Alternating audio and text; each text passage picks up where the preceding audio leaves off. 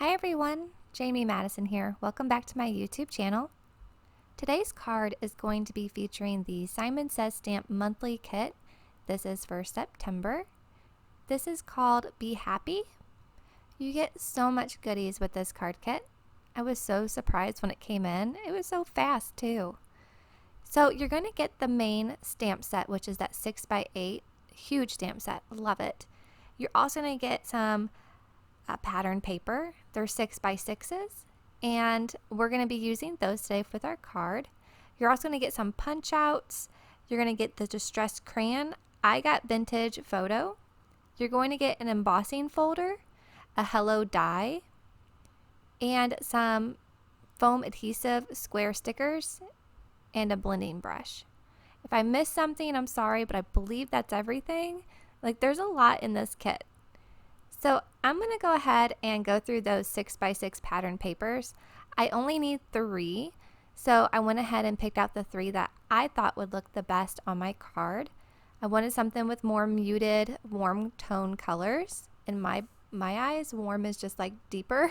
It's probably the opposite on the color wheel, but that's just what I was going for. I like these little bees, and I also like the yellow on the back. I thought that is so versatile, I could use both sides.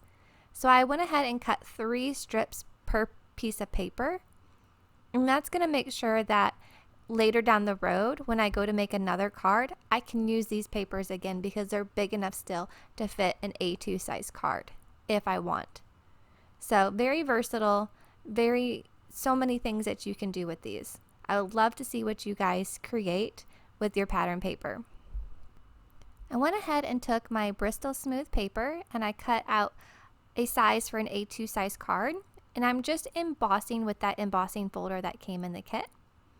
And then I'm going to take that and I'm going to grab my Distress Oxide, and I'm going to be using the fossilized amber. I'm kind of sticking with those yellow muted tones, and I'm just going to blend from the outside corner in towards the center. I don't want the center to be very bright or colorful. I kind of want the edges to be dark and kind of distressed. So I'm just going through, blending that quickly, and then I'm going to grab that crayon.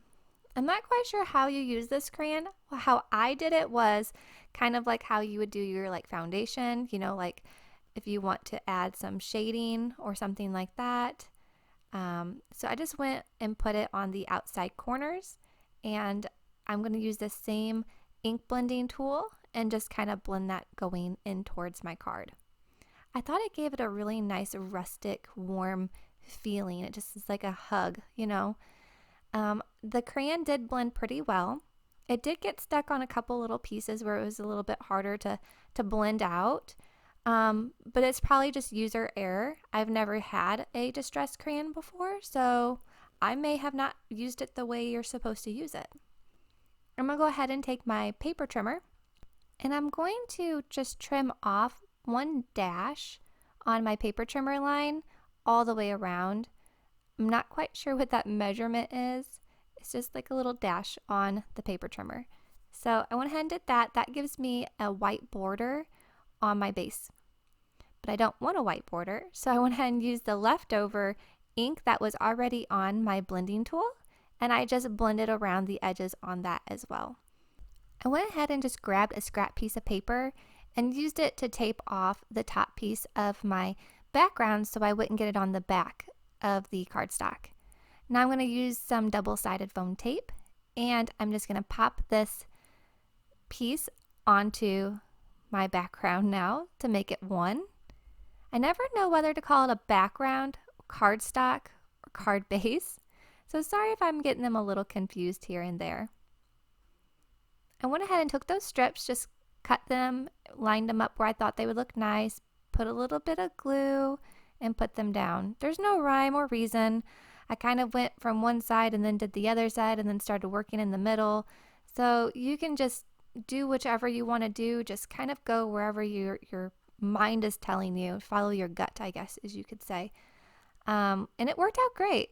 Just no rolling the dice on this one. You just kind of just glue it down, and that's where it's going to go. But with the glue, you do have a little bit of wiggle room. You can pull it up for a second versus taping it down might, tear your paper. So I do recommend using the glue if you're going to go this route of not planning, just, cutting and then piecing it together. And see how those bees just kind of, separate all that darkness you have, with the dark yellows and the browns and everything. That white just really helps pop the card back up to life, I think personally. Now I'm going to go ahead and grab that 6x8 stamp set, the Be Happy, and I'm going to stamp out the Sending Sunshine and Brighter Days. Now for this, I'm using that same piece of paper that I used to mask off the top of my card, so I'm not wasting any paper because it has some yellow on the back of it, which is fine, you'll never see it. And then I'm going to use the VersaFine ink in Onyx Black. It is my go-to ink. This is my #1, always has been my ride or die ink for any kind of sentiments.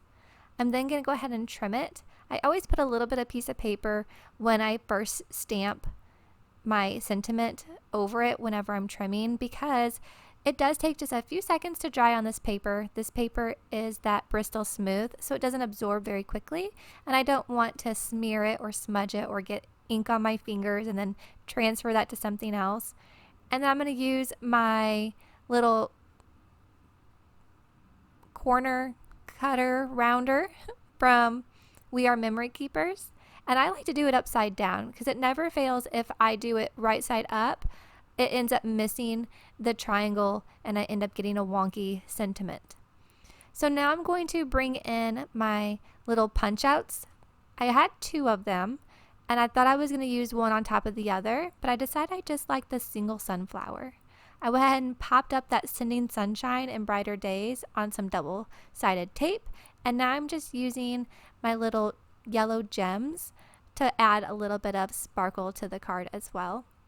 And that would just finish my card up until I decided just to grab that ink blender and just blend around that Sending Sunshine just to kind of bring it in to the rest of the card, because it was just way too white. It was too clean and pristine. It needed to have a little bit of ink blending on it as well. And I thought that completed the card beautifully. I stamped the inside, as I always do, and that completes the card. What do you guys think? I hope you enjoy this card. This kit is so much fun, and I'll see you next week with another card.